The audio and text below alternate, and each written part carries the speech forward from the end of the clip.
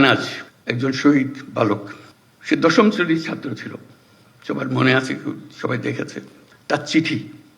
সে মিছিলে যোগদান করবে, সে বলছে, মাকে বলছে, আমি স্বার্থপরের মতো বসে থাকতে পারবো না, যদি ফিরে না আসি আমাকে মাফ করে দিও।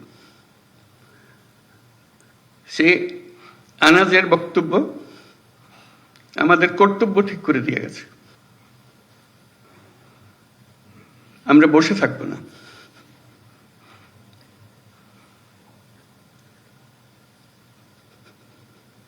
তার দায়িত্ব,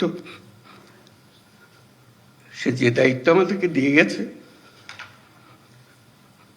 সেটা আমরা গ্রহণ করলাম। সে ফিরে আসে নাই, আমাদেরকে দায়িত্ব দিয়ে গেছে।